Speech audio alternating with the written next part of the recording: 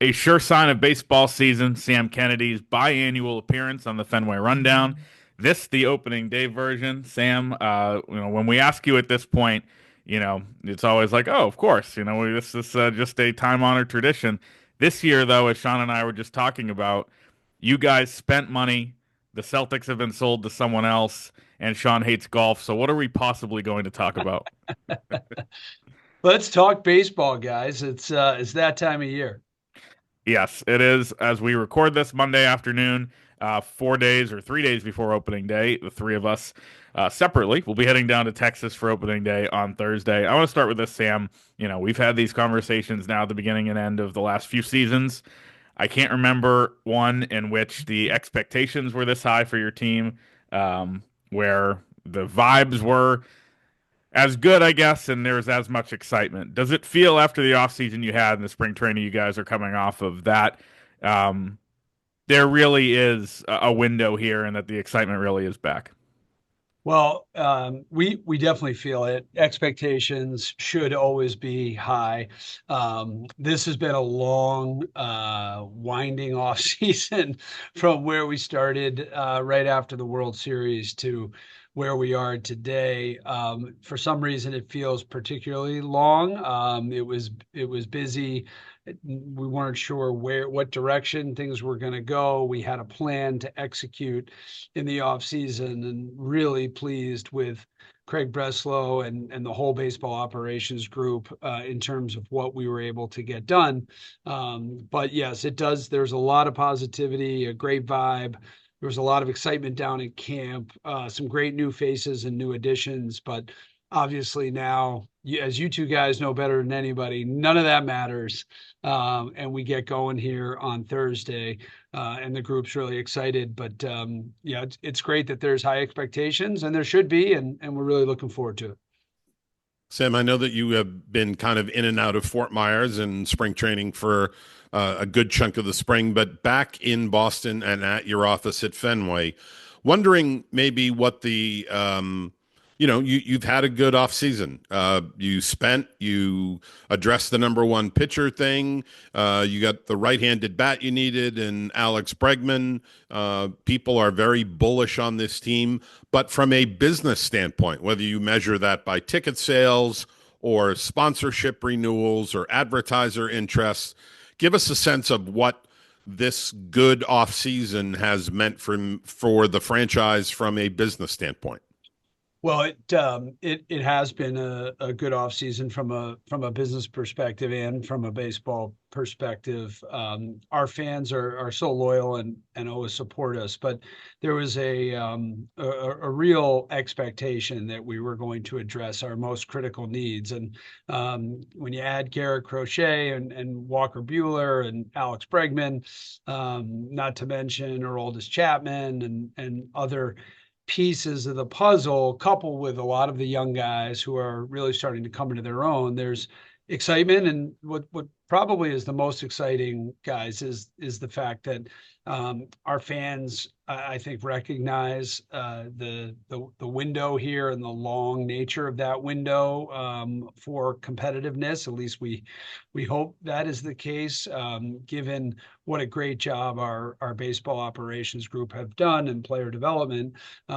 We have guys who are knocking on the door in terms of coming up from the minor leagues. So hopefully that bodes well for us. But it's been great off the field. We have a lot of enthusiasm and excitement in terms of ticket buying, and our sponsorship group are very happy, and people are ready to go. Again, I think we have had a reputation here over the last couple of decades for being an organization that needs to be held accountable to put a team on the field that can play in October. And that's where we feel we are today. Again, means nothing until we go out and do it, but that's the expectation. I think you said maybe 1.5 million tickets sold at some point in spring training when you last spoke about it. Where are you now in a few days before the opener? Yeah, we're somewhere in that 1.6 range, something like that. We're a couple percentage points ahead of where we were last year. And again, the reason for the sort of lack of of variation year to year is that consistent fan support, um, which is never taken for granted. The probably the better measure right now is our spring training attendance. We had 5 or 6 sellouts down the end there. The stretch, great crowds, 9,800 people yesterday for the last game of spring training. And you could definitely feel a different energy and a vibe at the ballpark down in Fort Myers. So I think Friday afternoon, the 4th against the Cardinals will be like a national holiday here around New England, which is the rightful place for Fenway Park's opening day, and excited to get going. Those 9,800 people yesterday, by the way, as someone who was there, and Sean was not, who's the harder worker on the podcast, uh, those people were treated to what felt like the first 7 hour game in the history of the Grapefruit League, by the way. So, Of course, never fails when you're making your way to Monterrey, Mexico, right? right. Before we get to some specific guys, some specific situations, do you feel like, and I asked you a similar question on the bench in spring training, in terms of are the Red Sox back? Does it feel different?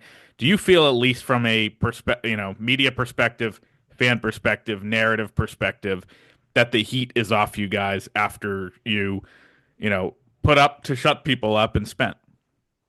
No. The heat is never off you in Boston sports, and it shouldn't be. I mean, look, this is a town that demands effort, it demands performance, it demands championships, championship caliber play from all of our teams. So, the heat is never off. I can guarantee you, if we stumble down in Texas on Thursday night's going to be a long night waiting for Friday. That's the beauty of Boston sports and Red Sox baseball. So, no is the answer to your question. From an organizational perspective, Sam, a year ago, Craig Breslow was entering his first year as your chief baseball officer. He had been hired the previous October or November, getting caught up, getting to know people, getting a feel for who he was working for and with. A year later, does it feel a little more settled? You've got your manager extended, you've got your chief baseball officer, can take the training wheels off to the degree that he ever needed them in his first year. Does it feel like this is a more normal season that we're heading into from a baseball standpoint?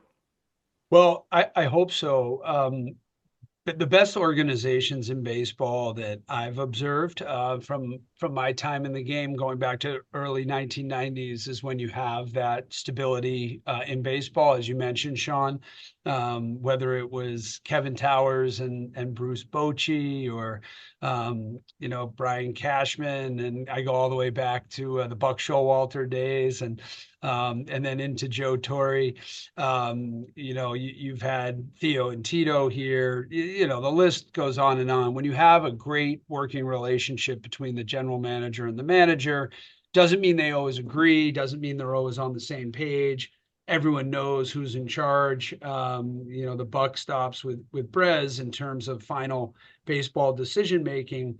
But it feels great that we're hopefully marching towards some long-term stability in baseball operations, and that is really important for overall organizational health, and that's something that we strive for. And again, we've had a lot of change in baseball the last 5-7 years, and that's not something we're particularly proud of.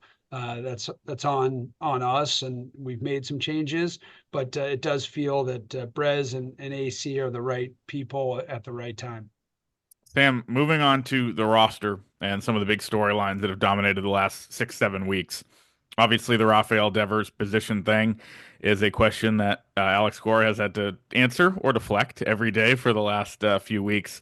But from your perspective, you spoke on the bench the same day I think Rafi did, that Monday, right when camp opened. At that point, it would have been hard for any of us to envision how big of a story this became. From your standpoint, is the controversy about Rafi moving to DH settled, or is there a lingering feeling of something going on there as the season begins?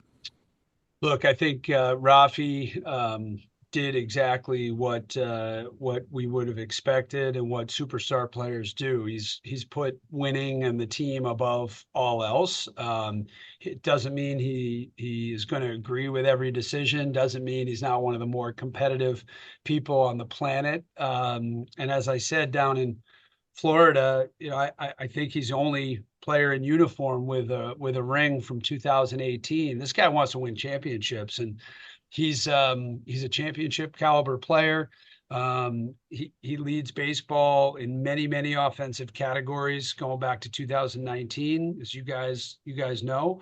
And look, he ultimately has put the team above himself and his own personal situation, and we expect that he'll continue to do that. We appreciate that he's done that. Most importantly, Rafi wants what we all want, and that's to win baseball games. Were you surprised by the initial reaction that day?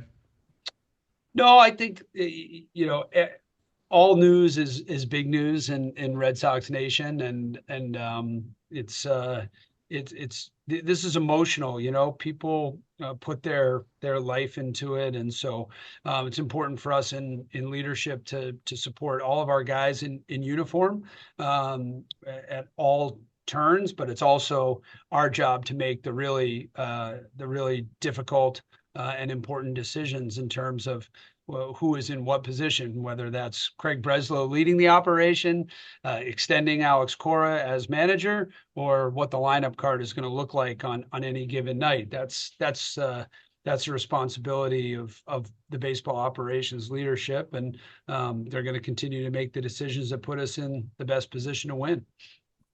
Another lingering storyline here, Sam, is Garrett Crochet's status. You guys made the trade to go out and get the number one starter that you needed. He had a terrific spring, looked completely dominant. A lot of people have him ticketed as the American League Cy Young Award winner. But to date, and we're now 72 hours out from the first pitch of the 2025 season, he has not been extended by the team. I know you got asked this last week on WEEI, the team's flagship radio station. What can you tell us about what efforts were made and where things stand with Crochet 3 days before he takes the ball for the first time? Well, look, you've said it. He's looking like the elite talent that we're so excited about. We're really thrilled to have Garrett anchor our rotation in 2025. We will keep the conversations around an extension or contract or any of that in-house and private.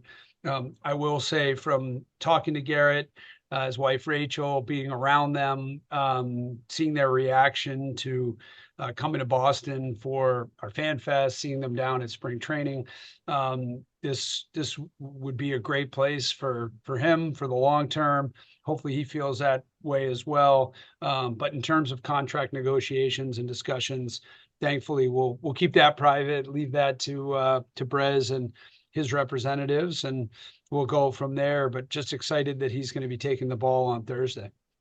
Go ahead. If you get to Thursday without an extension in place, he has said that he does not want to continue talks, worried that it might be a distraction. How much concern is there on the part of the organization that you then fast forward to the end of this season and now he's 12 months away from free agency? As a general rule, the closer players get to free agency, sometimes the harder it is to extend them. They're that close. They're kind of at the 5-yard line. Well, let's see what 29 other teams might think of my value. Is there concern that you guys gave up 2 top 5 prospects, 4 overall, and that this could end up being just a 2-year stay of control for him? Look, we have to be concerned about everything, including the factors that you point to. But I think these conversations in my 24 years here have taken all different forms. Conversations that started in spring training. Sometimes I remember getting a deal done with Dustin Pedroia at the All-Star break. I was talking to Theo Epstein about a deal that got done I think in April with Clay Buchholz, even though there had been discussions about not continuing conversations. I seem to remember a manager of ours more recently signing a contract extension in the middle of the season, even though he said he wasn't going to. So you just don't know where these things are going to go. But look, we're focused now on Garrett Crochet and having him at the top of our rotation, and that's what we can control right now, and excited about that. As for what may or may not happen, or how you judge the trade, or all those things, definitely better for a later day. And talking to him on Friday after he pitched, it seemed like he was not very uh, positive about the chances of an extension getting done. And it seems like from talking to people, there's a large gap. Would you say that's a fair characterization at this point? Uh, don't want to comment at all on any contract discussions, and we'll leave it at that. Okay, I'll ask you another contract extension, broader question then. Perfect, Um, perfect. last year, actually, you did tease some news on this edition of the Fenway Rundown. That's when I Uh, get myself into trouble. well, no, keep doing it. That you said that you were still talking about extensions even after getting Bayo done as an organization, and that you were hopeful something else would happen. Cedon Rafaela then signed about a week into the season. Um, I don't know how much you can get into it, but would you say, in terms of young players, Crochet aside, those conversations are happening now with anybody? And are you hopeful that something gets across the finish line the next couple weeks? Yeah, without getting into specifics, extending our own players is definitely a priority, if at all possible. The hallmark of a great Red Sox team, in our experience, is one that is full of homegrown guys all over the diamond, full of international signees, and full of free agents that come in from other places. But we absolutely have to have that core, and so it would be great to get extensions done with some of the younger players that you're referencing, but don't want to comment or put any undue pressure on anybody as the clock is ticking towards opening day. And of course, as I mentioned, deals can always get done in the season as Yep. well. Um, Christian Campbell certainly looks like he has earned a spot on the major league roster, maybe even as the starting second baseman. The expectation is that it will not be long before Roman Anthony and Marcelo Meyer join him on the major league roster. How much excitement has been generated by what everyone is calling the big three? And I know it's not just those three players that has elevated your farm system in rankings by any number of organizations and publications, but how much of a bump does the organization get when you have that many talented, celebrated prospects that close to contributing at the major league level? Well, it's first of all, no final roster decisions have been made. I just want to be clear about that. And I know That's not Mis- true. Mr. Cotillo has all sorts of sources, but Mm. officially, there's no final decisions have been made. That said, Sean, to directly answer your question, it's huge. I mean, I think about what Dustin Pedroia meant, what John Lester, Jacoby Ellsbury, guys that have come in and risen up through our player development system and arrive on the scene. I mean, you think back to Freddie Lynn and Dwight Evans and Jim Rice and that era. That really is what it's all about. And I think our fans, more than other fan bases, I think really appreciate that. We're blessed geographically with affiliates, for the most part, that are relatively close by, and our fans know our minor league system probably better than other markets. So it's absolutely huge. And that said, we do worry about the expectations and this, just because it's so hard. It is so hard. You make that transition, and you watch like to watch what Dustin Pedroia went through. And transitions are hard. I somehow missed the Trey Turner turnaround documentary on Netflix. I don't know if you guys saw that, but if you haven't, you should. To talk about a transition and a guy struggling and things completely changing around. Baseball is unlike any other sport where it just, struggle in baseball is probably the most painful thing to watch. So young players typically always struggle when they come through to the big leagues, and we have to be mindful of that as these guys are knocking on the door.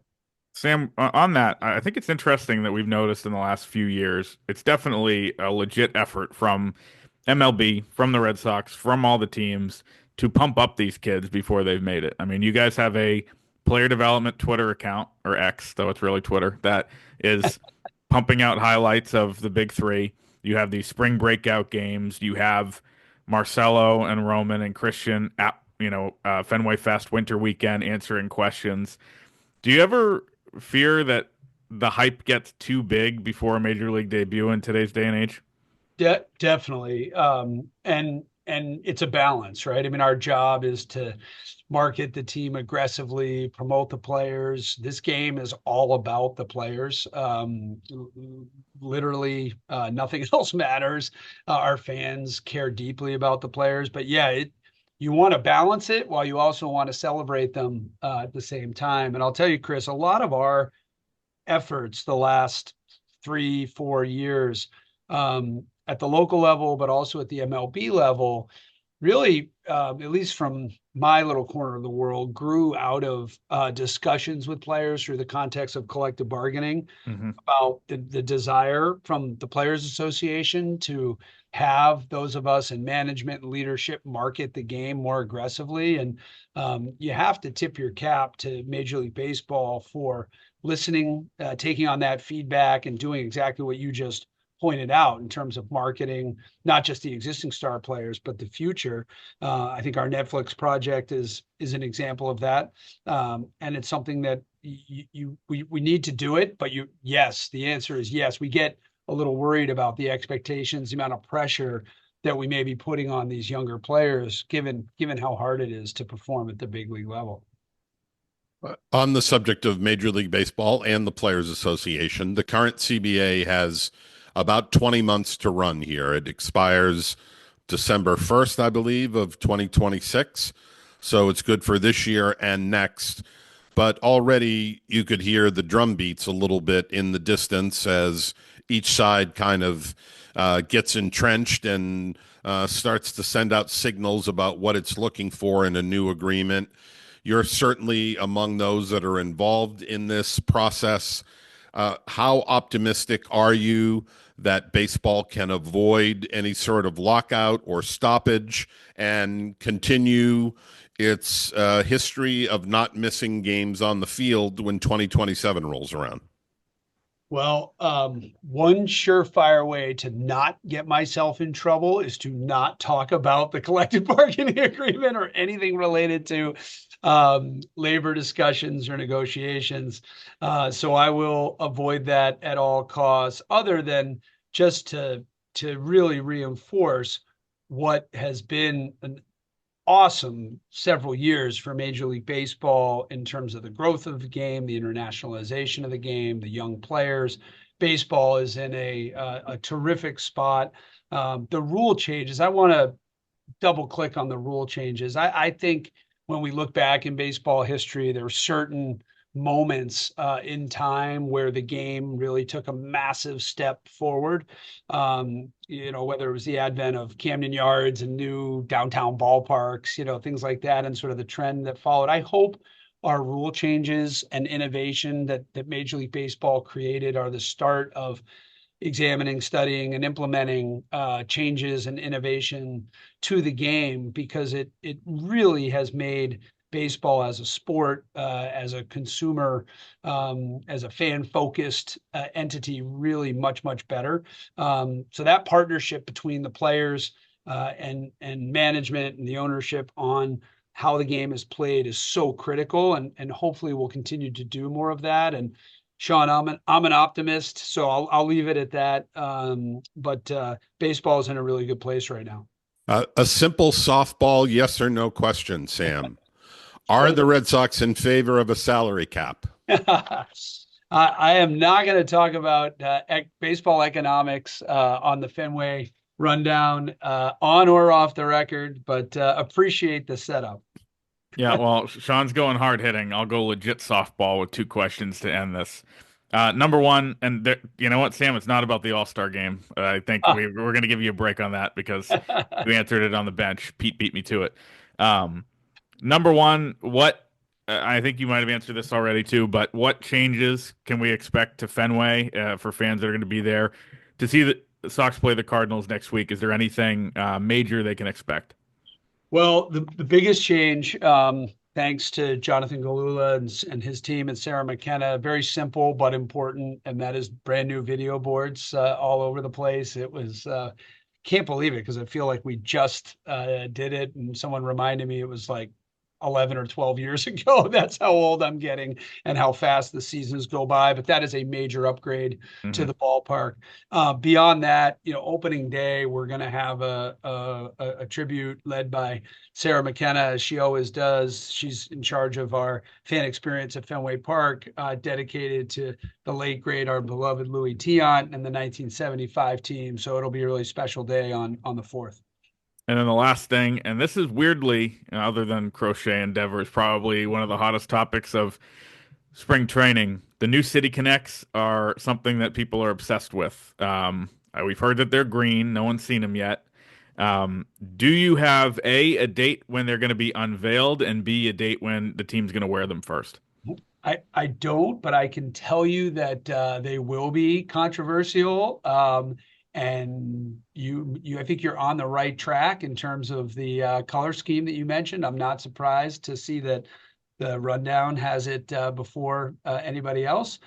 I will say though, nothing can be more controversial than bright yellow. Hmm. And those were probably among the most popular things we've ever done. So I would say give them a chance. And I always have to remind people like my dad and others, these uniforms are not for you. They are Yeah. for the players and for that next generation of fans. And so we'll see how the next version of City Connect rolls out, and we'll have news on that soon. But you are onto it again, Cotillo. So is this like it's going to look like Wally's in a bodysuit type green, or what are we talking about? No, I think there might be a theme with a certain wall in left field. I'm not sure, but it might a little bit more like that. Hopefully than Wally. If I put it on, it may look like Wally, but I think the players will look pretty decent in the City Connect. There you go. Sam Kennedy on the Fenway Rundown, 3 days before opening day. Sam, very much appreciate your time, and we'll see you in Arlington. See you As soon. always, Sam, thank you. Thanks, guys. See you in Arlington.